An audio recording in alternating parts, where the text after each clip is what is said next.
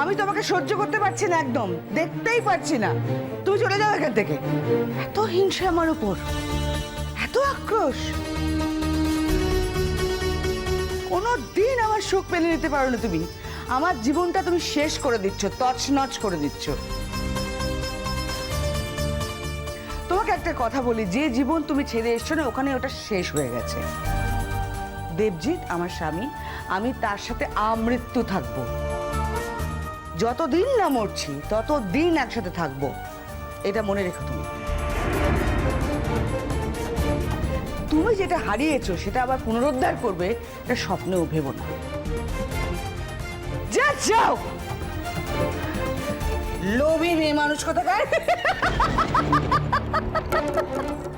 ও বাণিজ্য মশাই, তোমার স্ত্রীকে বলো জিভ একটু নাগাম দিতে।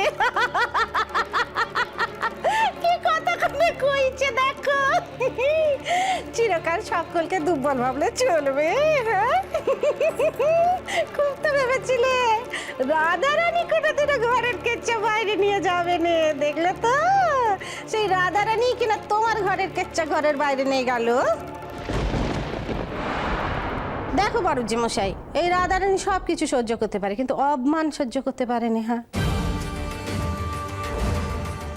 এই যে দিনের পর দিন তোমার ছোট বউ আমাকে এত অপমান করেছে, সেই জন্যই তো আদালতের দ্বারস্থ হলুম কি না। হ্যাঁ, আর একবার যখন ঘরের বাইরে পা বেরিয়ে গেছে, তখন তো স্বাধীনতার মর্ম বুঝে গেছি, আর তো পা ভেতরে ঢুকবে না। আর একটা কথা, এরপরেও যদি তোমরা আমাকে অপমান করো, আমি যে আরো বিভৎস কিছু ঘটাবো নি, সে তো তুমি দাবি রেখে বলতে পারো নিকো। এই যে তোমার ছোট বউ, তার সম্পর্কে আমি আরো অনেক কিছু জানি। কিছুটি বলি নিকো, মুখ বন্ধ করেছিলাম। কেন বলো দিগিনি? ধর্ম নষ্ট হওয়ার ভয়ে।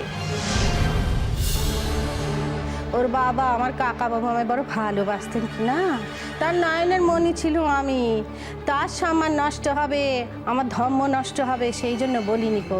কিন্তু এখন মনে হতেছে কাকা বাবুই কোথাও থেকে আমাকে বলছেন, ও গো রাধারানী, তুই সব কথা বল মা, তুই নুকে দাঁড়া, নইলে তুই অদম্য করবি।